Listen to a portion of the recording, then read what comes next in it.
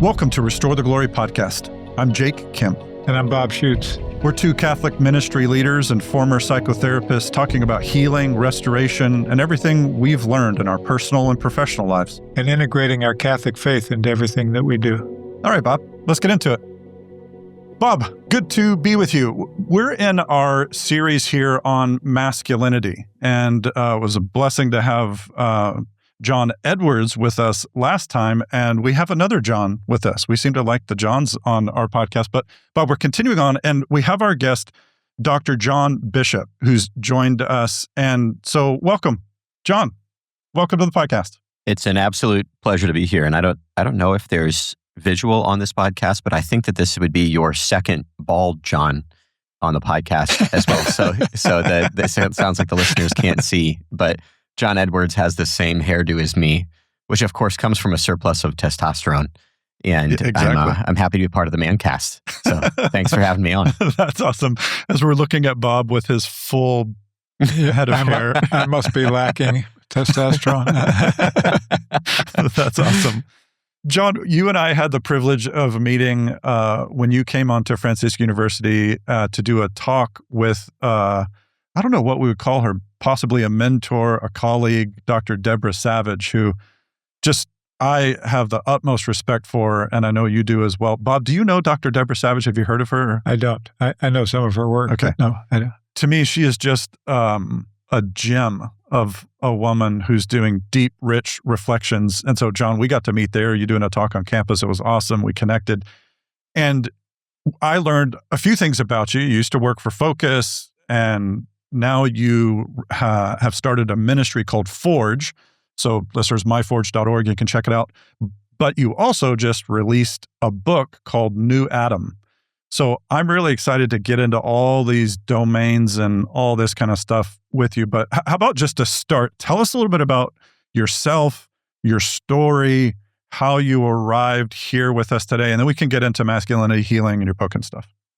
Yeah, thanks so much. And shout out to Dr. Deborah Savage as well, extraordinary individual. As I was first getting into an academic study of masculinity, crisis of masculinity in the church and the culture, she was in conversation with some people who were really influential on me. So Dr. Joseph Atkinson at the JP2 Institute, a couple other professors there, I think were in conversation with her. And so I kind of feel like I'm sort of like a younger cousin of Dr. Savage, and I'm probably influenced by her thought in some ways, certainly her reading of Genesis.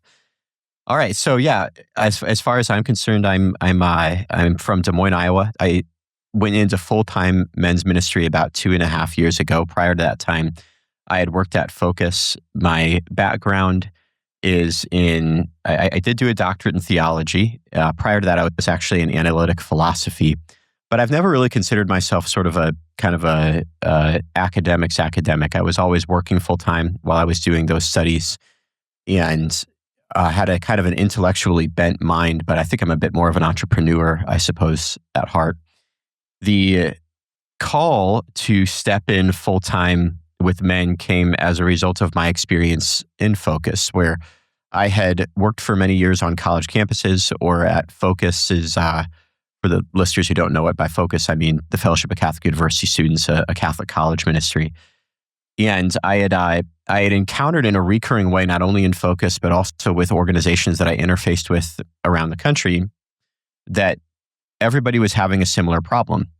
And that's that in Focus's case, for example, the number one limiting factor of our growth on individual college campuses and then as an organization at large was our ability to hire male missionaries and to get men involved with our initiatives on various different campuses. And it felt as though we were kind of running our heads up against a wall over and over again, trying to get more men to seat conferences, trying to get more men to our retreats, our various different formative programs, from mission trips to what have you.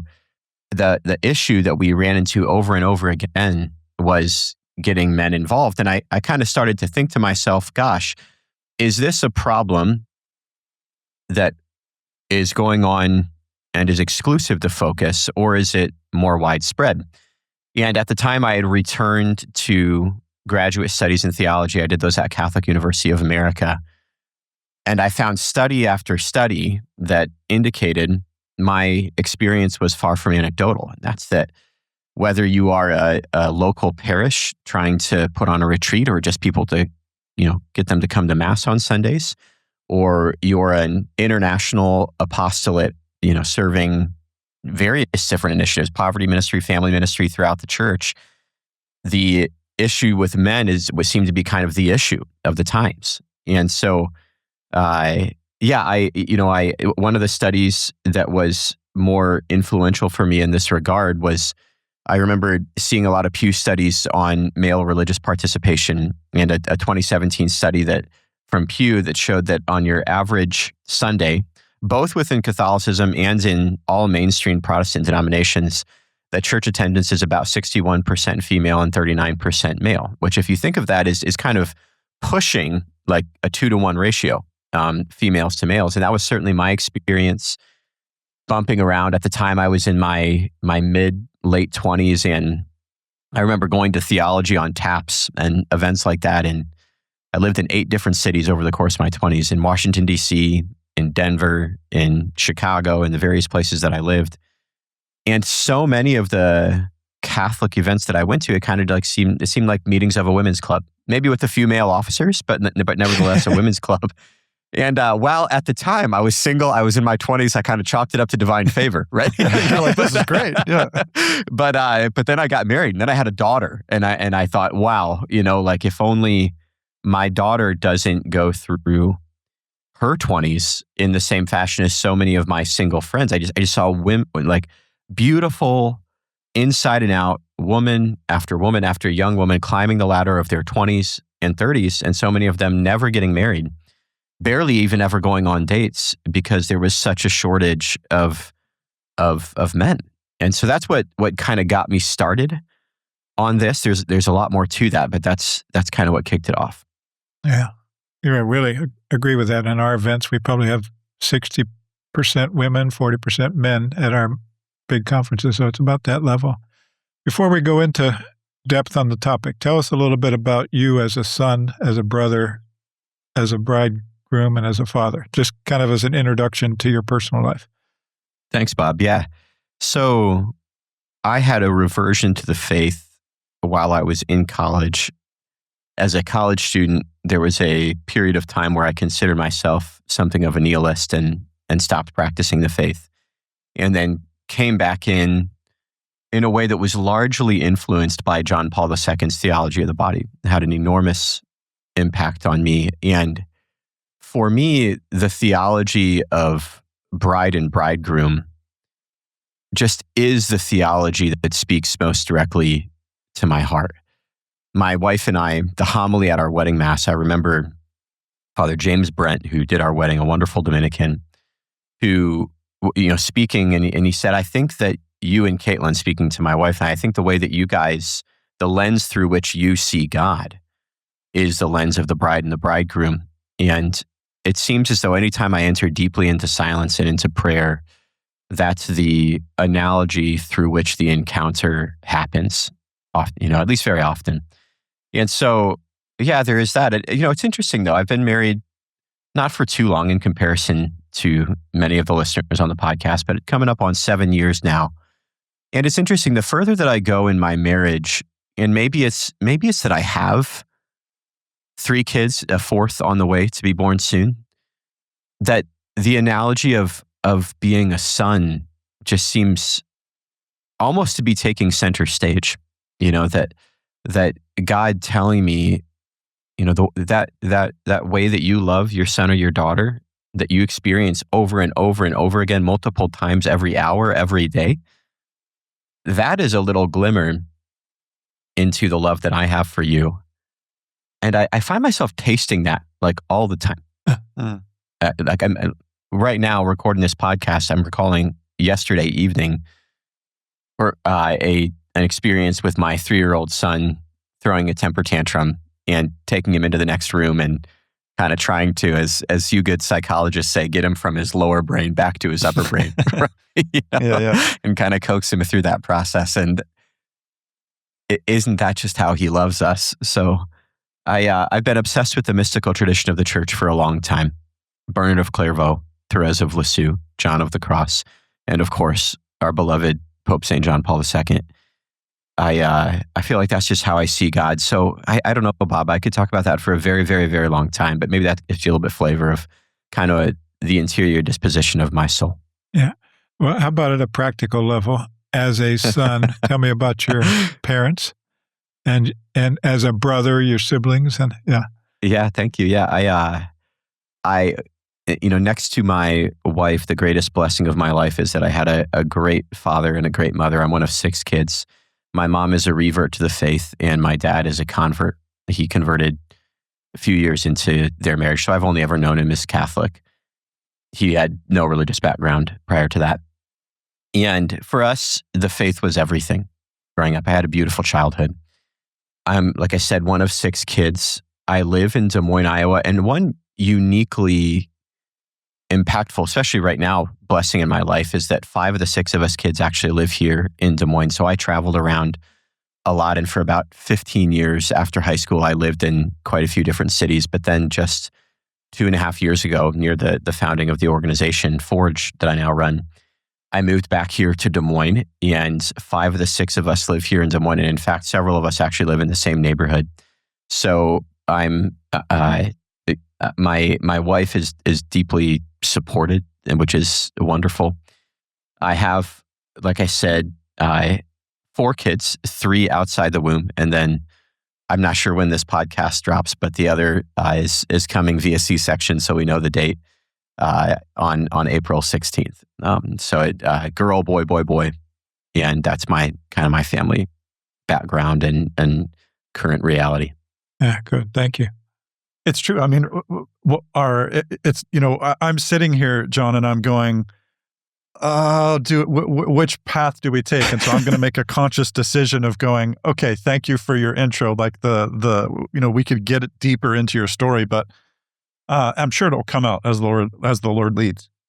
John, something that I was really impressed by when you and I met, and we just I was really grateful just how God aligned it, where we just had a chunk of time to sit and chat with JP and you and me, and we just sat there and chatted. And one of the things I appreciate is we were turning over the ideas of men, ministry to men, loving men, the state of whatever. And what I appreciated about you, and I think I have a holy envy, is it seems like earlier in your career, I'm maybe 10 or so years older than you, I don't know exactly, but as I look at how your career is shaping up, and really your ministry, I don't like the word career, but your vocation and your service to the church, is you've narrowed early in the sense of you've been focusing on men almost exclusively for the bulk of what you've been doing. And I respect that and admire that, because you get deep into something and you truly become well-versed in it. You can become a master of a subject domain. And I know you to be intellectually sharp, and then you're in it for a while. And so now your intellect is being matched by experience and wisdom and trial and error and all that stuff. And so, and then you gave a talk on campus, which I thought was wonderful. And you were honing in on men and what's going on with men. And then you have the new book, New Adam, for men, about men. You started a ministry for men. So I guess I want to start with the basic kind of, from your perspective, from your theological study, your own prayer, your own journey as a man, et cetera. How can you begin to diagnose what is going on with men in our current age? And I'm going to let you take that wherever. I know I'm sure interested in the church world of men, because I'm also serving in that same domain. So like, go wherever you want. Like, what have you learned? What are you noticing? Like, and then I want to get into, eventually some of the remedies and healing. So. Yeah, Jake, I appreciate the question and also the preamble to it, which is largely undeserved. I think I fell into the study of men more or less accidentally, because I just found myself wildly interested in it. I never intended, and in fact, I think it's accurate to say I was fairly rigidly opposed to working in ministry all the way through to my mid-20s. I was pretty set on being an attorney. That was kind of always the plan. I was like a debater as a young kid, and that's kind of how I thought things would go. undergrad, I doubled in economics and philosophy, thinking that that was sort of a good pre-law combo. And then found myself, after a series of existential crises, just fascinated by the topic of men, about 25, 26 years old. And that's more or less animated my professional life for the last 10, 12 years. Where do you begin? There's so many angles that we could take that. And you might, for example, take the sort of angle of the ethical situation of our culture that has led to today. I'm deeply convicted that the kind of root cause of both the confusion of the family and the confusion of men boils back down to the adoption of contraception, which I think has had a particularly confusing effect, inebriating effect, you might say, on men and masculinity, even more than women.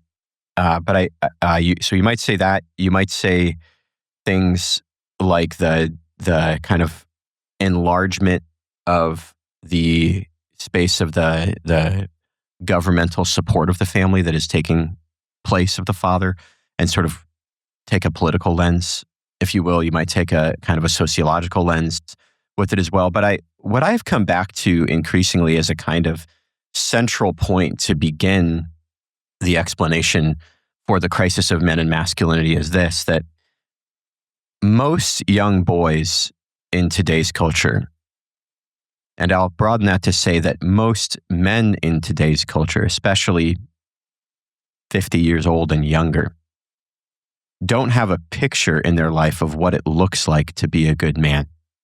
Most men in today's culture do not have a picture in their life of what it looks like to be a good man. And that is particularly problematic for men in a way that it's actually, it's less threatening to women. And here's what I mean by that. Young boys, they grow up, and I think this falls directly out of their biology, their sort of the pedigree that they receive at the level of their DNA.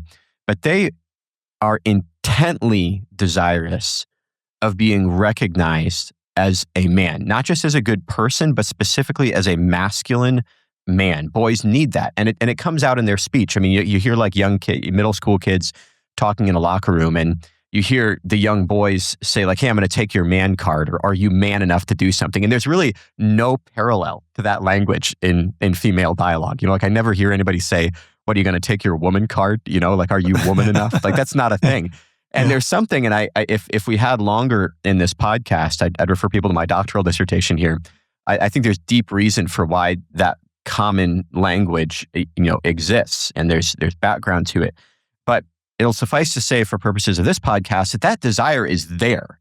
And boys, they are going to go after the attaining of masculinity, whether or not the church and whether or not the educational system empowers them to do so. So like what I mean by that is that like if you have churches that young boys don't perceive as masculine, or you have, say, schools that young boys don't perceive as masculine, it's not like those young boys are going to stop searching for a picture to emulate.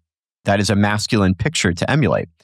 They're just going to find it elsewhere. They're going to find it on YouTube, or they're going to find it in the streets, or they're going to find it through some peer group that is actually giving them at least some image of what it looks like to be a man.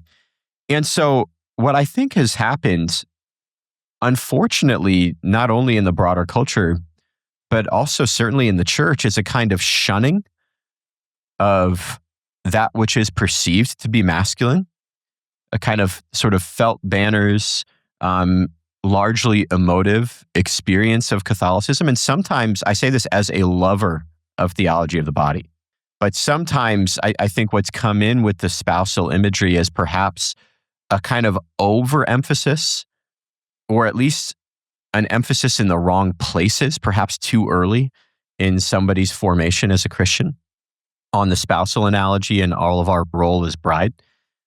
That what happens there is the church, from youth groups to catechesis to Sunday masses, is perceived by young boys as an effeminate thing. And since they are so desirous of a masculine reputation, if you will, a masculine affirmation, that they run.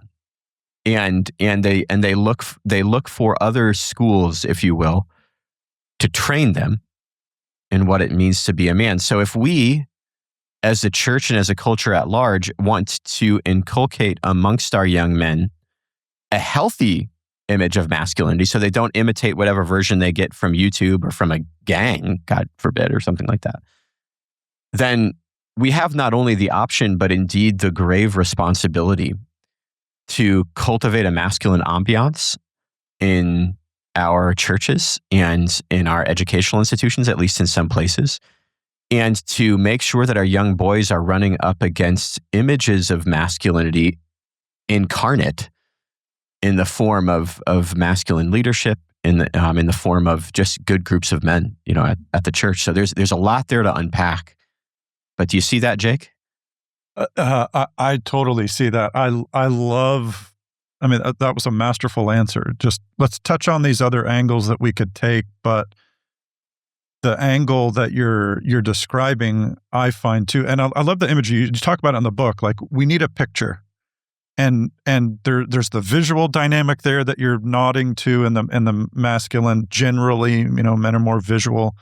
And so, where is the image of a man that I can look to? And so I think about myself, and I think about my upbringing, and I look at the various contexts in which I lived. My life was simple. I had my family, I had my school, I had my church. Those were the primary contexts. And then I scanned the masculine images in those.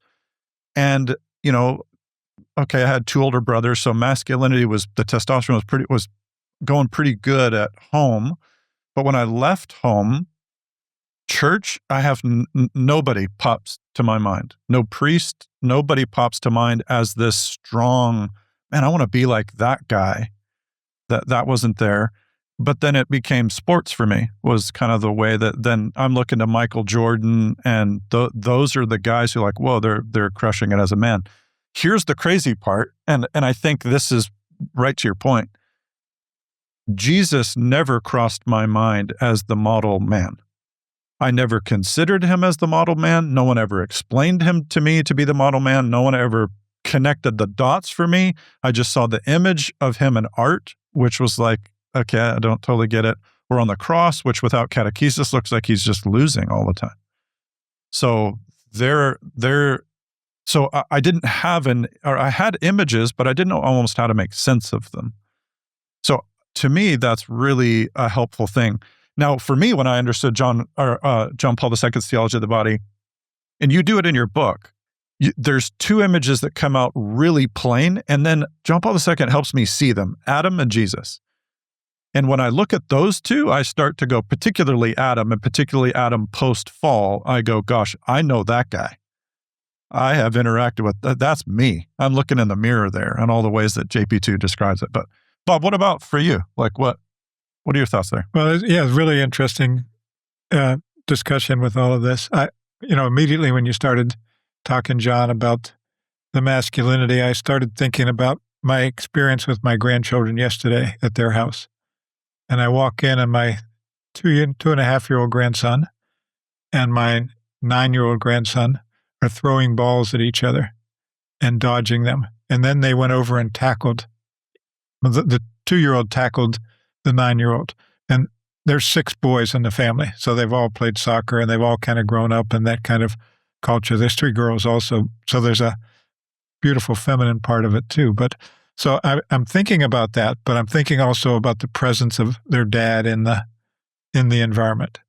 And, for me, and this was part of my crisis, is I had a dad that I really looked up to, that at church would sit next to me, that would really test me on the scriptures and all that, until he betrayed the image. And then that put me into crisis as a teenager. And sports was a big part of it. Coaches, teachers, those were mixed things. I did have good priest role models at different times. So it was there in other places, but there was a crisis in image between the Jesus image and the Adam image, as you're referring to, Jake. It's like the fallen Adam image. And that created a real fear in my heart, a real place of crisis in my heart. John, can you take us deeper into those images? I know you do it in the book, but just to kind of let walk us deeper into the image of Adam maybe first, and then maybe we can go to the image of Jesus, which heals all of this. So, yeah, let's begin by talking about Adam. Before we do so, we're talking about masculine images, and there's a point that I want to mention here at the beginning that is, I think, critical for anybody who's looking to give a healthy image of masculinity to the next generation. And that's this, that in the end, and this is not a concession to a woke ideology or anything like that, and it's that I don't know, in a way there's one image of what it looks like to be a good man, and it's Christ. But in another way, there's a multiplicity of images of what it looks like to be a good man. As I was going through my doctoral studies, I had the privilege of reading a psychologist who I disagree with quite adamantly, named Joseph Pleck, who wrote a book called The Image, or the Myth of Masculinity.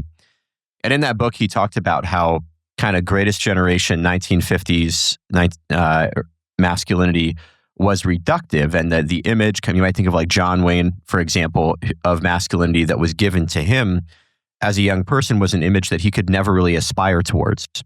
And so for that reason, he always felt sort of insufficient in the particular kind of man that he was, the kind of personality that he had. And I think one of the beautiful things about being Catholic, I think this is perhaps much more difficult for non-Catholics, and that's that oftentimes the image of masculinity that is on offer in a religious community, for example, more or less emulates the masculinity of the man who's at the front, right? The pastor or something like that. And whatever kind of man he is, that's what it means to be a man. Now, thanks be to God, the images of masculinity within the universal church are quite manifold, and the same for femininity, right? So you know the church canonized both Teresa of Avila and Joan of Arc, Teresa of Lisieux and Joan of Arc, two wildly different women, right? But women who lived their femininity very well, and so too for men, right? You might think of the great academics who were deeply masculine. Thomas Aquinas, his masculinity looks a lot different than your sort of stereotypical like Saint George, the Dragon Slayer, or something like that, and much different still than a Maximilian Kolbe or whoever you want. So when I give an image of masculinity, and here we're going to start with the first image of masculinity, that is Adam, I want to kind of go in with that caveat that the solution to the crisis of masculinity does indeed involve bringing a picture of masculinity back, and a picture incarnate specifically for young boys. But that picture takes on different hues.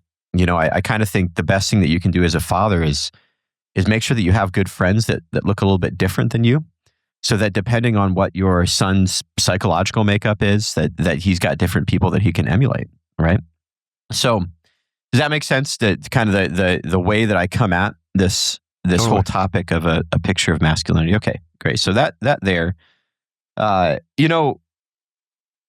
of the first records that we have of the story of Adam in Genesis 1, 2, and 3 come during the time of the Babylonian exile. And if you look at the theology of the Babylonians, the gods, plural, that were on offer within that worldview they did represent a particular kind of masculinity. You had gods warring against one another, killing one another, raping and stealing and plundering the people of the earth. And that's what masculinity looked like for young boys if you grew up in Babylon, say 3,500 years ago. And what you had at the time, in Babylon was a depiction of masculinity that might not look all that different from the contemporary YouTube manosphere of today, right? That you have a very confused sense of masculinity, and those good Israelite fathers, I can kind of picture them maybe sitting around a campfire and saying, we want to give our boys a different image of what it looks like to be a man, and I think like of my friends, like my like the guys in my men's group, for example. We all have sons now, and I get emotional talking about this, that like I feel like we're not unlike the Israelites in Babylon 3,500 years ago, and I want to communicate an image to my son that is good and wholesome and will lead to his lifelong happiness, just like the Israelites did when they were enslaved by the culture of their times, and they came up with, or they were divinely inspired to communicate the story of the first man, and that is Adam. And Adam, who is created, Genesis 1:27 says, in the image and likeness of God, has a whole different feel than the gods of ancient Babylon. So what do we see in those stories? And here, I'll pull out a few things that stick out to me when I read the story of particularly Genesis chapter 1, Genesis chapter 2, is this, that, Adam was placed in the garden and he wasn't a slave to the gods, right? He was made like God. And when he first opened his eyes, his entire experience of the garden did not involve an encounter with another person. Eve doesn't exist yet, right? And so when he goes about in the garden, kind of the first task that he's given is to name the various organisms, creatures in the garden, to order the garden, and essentially to work. And I think you see within men, hear this in the appropriate context, a kind of identifying with their work that, of course, can be twisted and taken out of place, but in a certain way is actually kind of good and holy. That we're called to work as men. That men have a certain proclivity with the things of the world and a desire to order it, to manipulate it in a positive sense, to perfect it. Right? It's almost like I love reading Catholic social thought, and in the Church's beautiful theology of work, there are reflections on Genesis, and paraphrasing here a little bit, what those reflections say is that God kind of took creation to the 1 yard line. And then Pope Leo XIII says, then he asked Adam to get a touchdown, right? To kind of like, to take the work that he had begun and participate in God's creative act and bring it to the finish line. Men are called to work. And the fact that we, in some sense, have a kind of existential relationship to our work is actually holy. That's kind of how it was created to be. But Adam wasn't fulfilled by work alone. The things of the garden were ultimately insufficient. And so what does God do? He puts Adam in a deep sleep, removes his rib. And as so many people quote John Chrysostom here, that God creates the woman neither out of Adam's head, right, so that he might lord over her, nor out of his feet, right, so that the reverse might take place, but rather that he might be equal to her, right? And then Adam, when he wakes up, he says, "This alas is bone of my bones and flesh of my flesh," and and all of the things of the garden become about the person of the garden. And it's only in that sense, when he finds in that place, when he finds somebody who can return his gaze, that he knows who he is and that she knows who she is.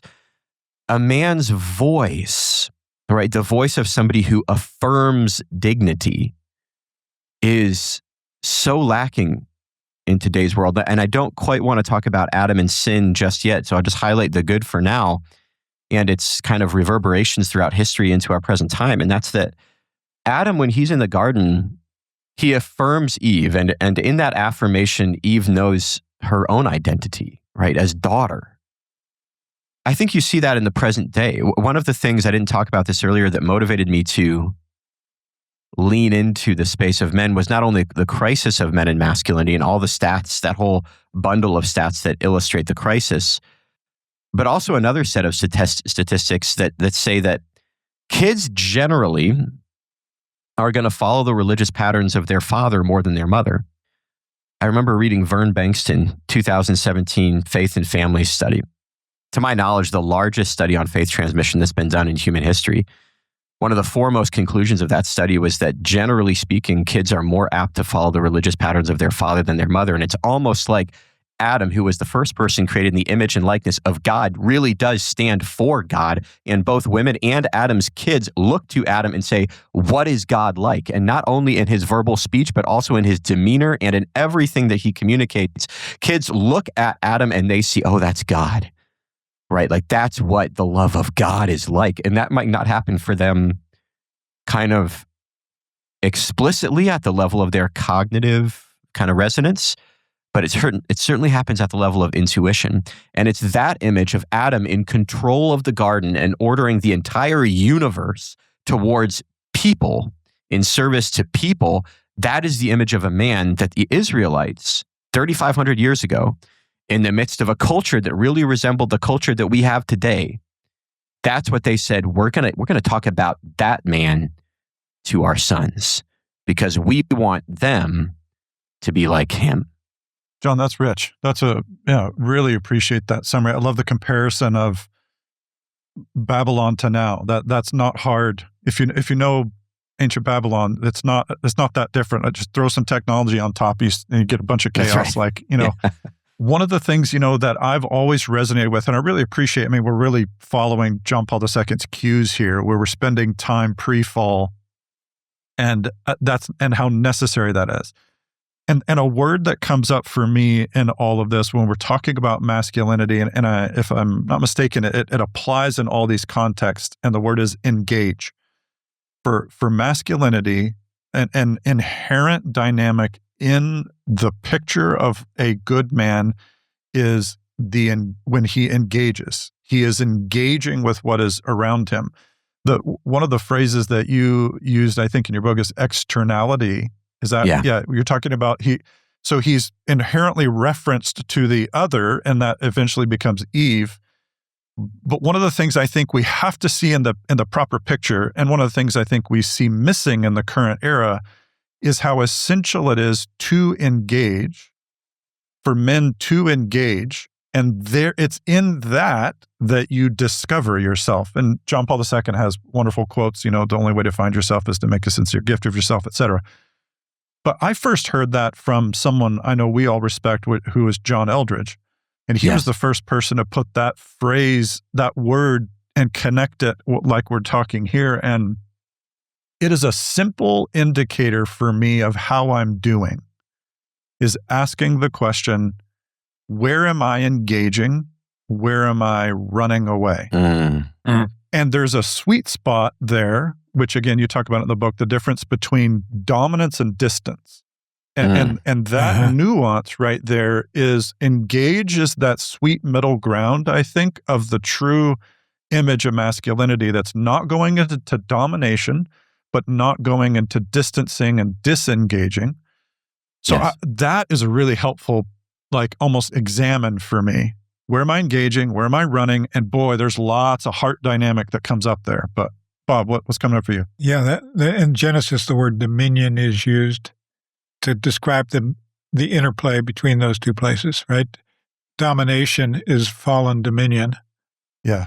And dominion that becomes passive is no longer dominion, right? And that becomes you're familiar with the work of Larry Crabb, John? I'm not. Okay, Dr. Larry Crabb studied a lot with Genesis and talked about engagement with masculinity, but he talked about the word for male, which is zakar. Yes. Which is the covenant word of remembering, which is fulfilled in Jesus. But it's that remembering, I think, that this generation of young men have been so drawn to the Lion King, Yes. It's that disconnection from the father image and then being reconnected with it. And it's kind of like the scene with Jesus' baptism, you are my beloved in whom I delight. Remember who you are. Remember who you are. And that, our generation, and maybe I'm jumping ahead to the fall, but our generation of masculinity has forgotten who we are, which is what I hear you're trying to bring people back to. Remember who you are. Yeah, remember who you are and wake up. Yeah. It's sometimes when I give popular talks, I use the image of seeing a lion as you're walking through a zoo. You walk through and you see a lion in a cage, and if the lion is laying down, you really don't think anything of it, right? But if you were to see a tiger hop over the fence of the cage and go at the lion's babies, and that lion is still laying down, you would think there's something that has gone horribly wrong with the lion, right? For goodness sake, engage, stand up. And in a way, that lion laying down, as cheesy of an image as it might be, I think it's so accurate. to men today. And it's also so accurate to men in sin from the very beginning. If you read the church fathers commenting on Genesis chapter 3, so here we're into the fall of man, it's kind of interesting. You'll see certain fathers actually go back and forth as to who committed the first sin. Was it Adam or was it Eve? Well, we know now, given the church's theology, that Eve did, of course, commit the first sin. Nevertheless, how did the serpent get in the garden? Sometimes what is translated as serpent in Genesis chapter 3 is actually translated as dragon elsewhere. And Adam just kind of sat back. He didn't do anything. He didn't engage, if you will. I love the word that Jake used there. And for so many men today, and this has enormous ramifications for anyone listening to this podcast and working in ministry, Jake used the word externality. There's a way in which men, you might think of Adam in the garden, they are naturally disposed towards the, you might say, the impersonal realm before the personal realm. As they mature, they become and can become true masters of the interior realm, of the personal realm as well. Nevertheless, a lot of them start out in the external realm, and it can be difficult for men to engage their interiority, especially if they're living in shame. So if a man is ashamed, say for his performance at work, if he's ashamed, I don't want to make this podcast about this, but it's often part of the picture. If he's ashamed for some sexual sin or something like that, then oftentimes the instinct of the man is to go where he feels like he has the high ground, and that's to live in the external, right? To live in the impersonal, right? To work and bury himself in work, to play video games and a kind of external thing, right? To get obsessed with sports statistics or whatever. All of those things can be good and wholesome and wonderful things. Nevertheless, when a man never enters the interpersonal realm, he suffers, and so do the people around him. His wife doesn't hear the things that she needs to hear her husband say. You're beautiful. I love you. I affirm you, right? In the same way that Adam affirmed Eve in the garden, I affirm you. He doesn't say the things to his daughters that his daughters desperately need to hear from him. And he doesn't enter the space of the personal with his sons. And so quite literally what you have is you have men disengaged in sin. It's almost like when people think of stereotypical masculine sins, I think what first comes to mind for a lot of people is the man who's the abuser, right? Or the man who's the womanizer, right? But underneath those sins is oftentimes the man who can't reckon with himself, right? Who can't enter into the personal because there is a shame keeping him from doing so. That's Adam's first sin. And isn't that, that's definitely my sin today, right? I'm angry with my wife. I can't get over a fight that we had or something like that. And it takes me a while to kind of come back to, babe, I love you. And it takes me a lot longer than it should. Yeah. I hear, John, I've, in my work and ministry with men, I think Genesis 3:10 is, and it's kind of the silly way that I say it. Well, it's not actually silly. I think it's actually true. Genesis 3:10 is possibly the most brilliant psychological sentence ever written. Riff on that. I'm excited. Yeah. Yeah. So it's the moment. So sin has occurred, and it's what occurs now. And it summarizes so simply the response to sin. So God says to Adam, where are you? So it's an invitation to himself. So the question causes him to look in the mirror, and he has three responses. I was afraid because I was naked, and so I hid. I think that sentence alone summarizes most of the experience of modern man. And so here's what I mean. I'm going to go on a bit of a limb here, and so it's risky to disagree with Aquinas. That's always a risky thing, but here's my take, and I'm still trying to turn it over. But I hear people say the root of all sin is pride, and maybe I just don't understand theology well enough. And I go, agreed. I would actually argue there's, to use some of Aquinas' language, there's an appetite that was underneath the sin of pride, and that is fear. To me, Genesis 3:10 argues the first experience in our sin is fear. Fear of God now, fear of exposure, which is exactly the experience that he describes in shame. That's the nakedness. And so I'm afraid. To me, that's what Genesis is saying, is this initial, like, heart deep reaction. And that is my experience and the experience of so many men that I've ever known. Fear drives so much. It drives dominance and it drives disengagement. And so I would argue the root dynamic for most men is actually some version of fear. Yes. That then leads to pride in my mind. Now, I haven't thought all this out, and I'm not a philosopher. So anyway, that's my kind of observational experience of myself and others. Then it goes to shame, which is now I'm making an interpretation of myself in relation to myself and the world. And because of that, I need to hide. And now you get masks. And I think men are notorious costume wearers. We're professional costume wearers, where we will at times engage in our situation and our environment. And we do that without a costume, and there's risk there, because what if I'm actually seen again, just like in Genesis 3:10, I feel fear and then I react to it. This is why Jesus is being crucified naked has a beautiful, rich, crazy symbolism to it. There are no masks. He's not hiding anything. It should be ultimate shame, and he's bringing ultimate masculinity. So in that dynamic, fear leading to shame, leading to pretending, masquerading, dominance, distance, all the various ways. So you got the guy who's a gym rat and he can bench press 700 pounds. And the question becomes, cool, dude, you're stronger than Hercules. For what? Like, what's driving you? What's all this about? And it's not that that's bad. It's what's the heart dynamic that's going on in the midst of it all. So for me, when I look at the fall, Genesis 3:10 can really be a beautiful reflection for me. And to me, I'm like, that captures it. So Bob, what comes up for you there?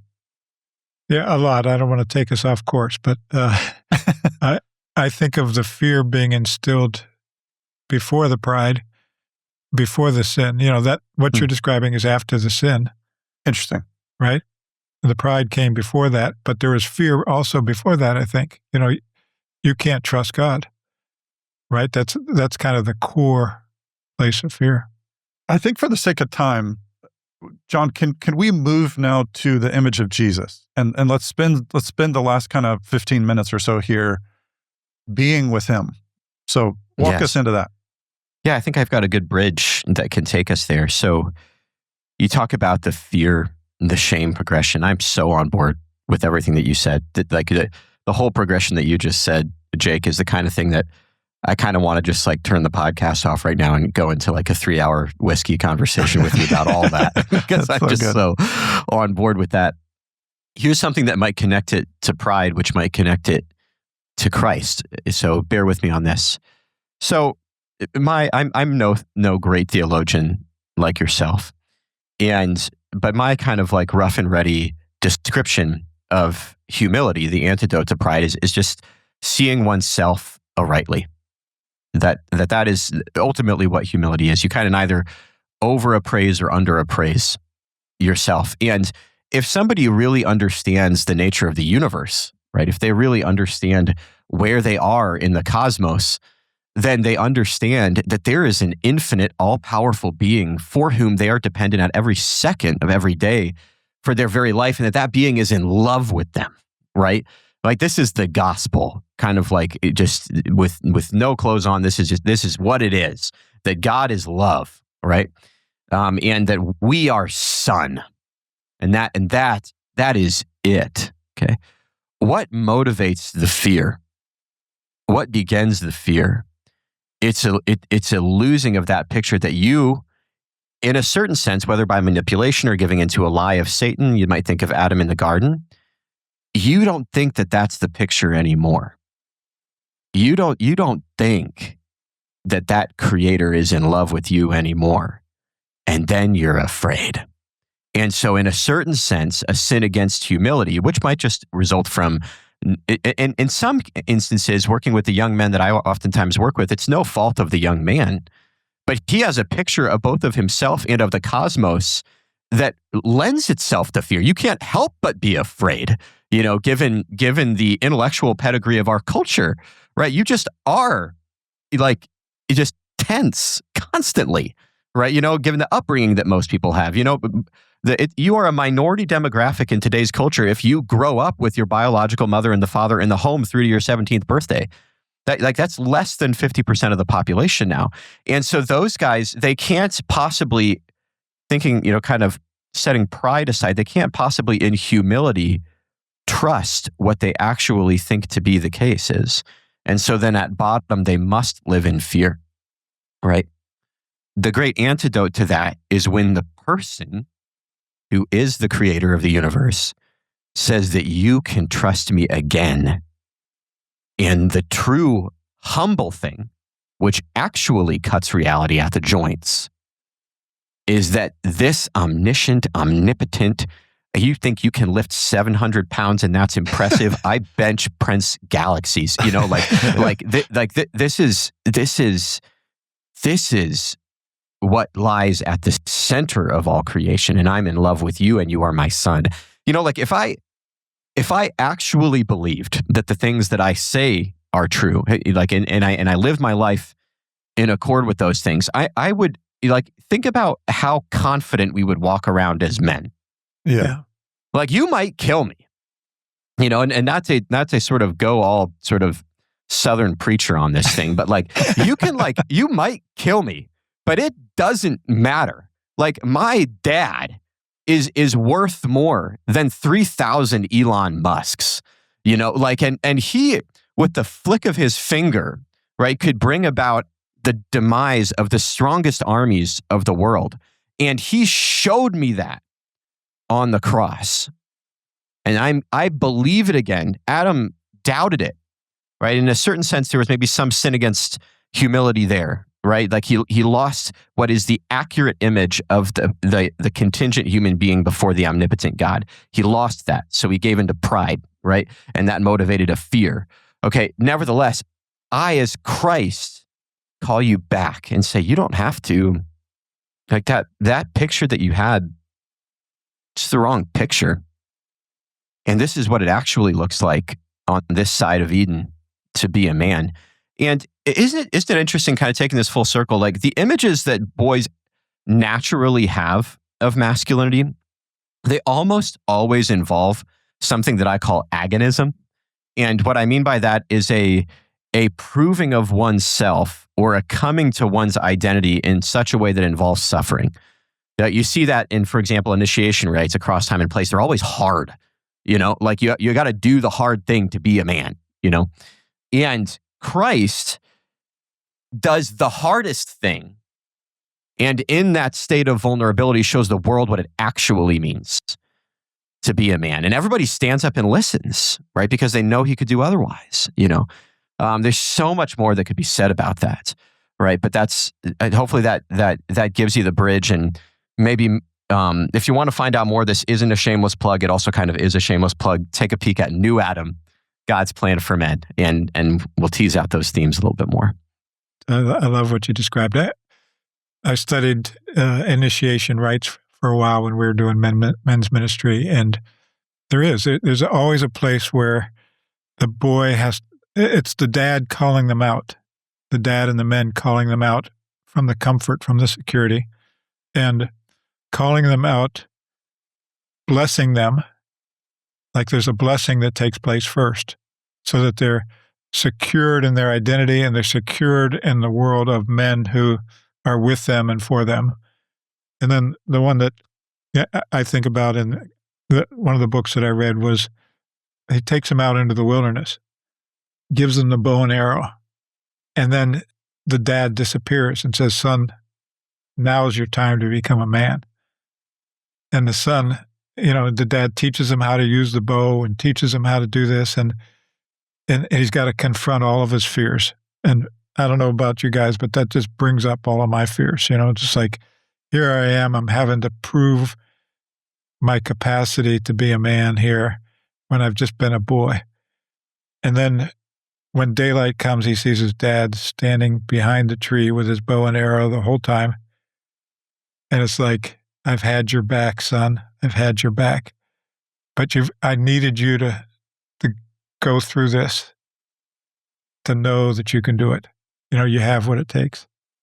Bob, you're reminding me of a story that maybe will anchor a lot of this in a practical everyday moment. So my dad is, with his strengths and weaknesses, I love him dearly, and he gave me a lot of gifts, and he also has blessed me with the ability to speak honestly about what he didn't do. So it's a great gift, actually, he continues to give me, because he's given me in some ways.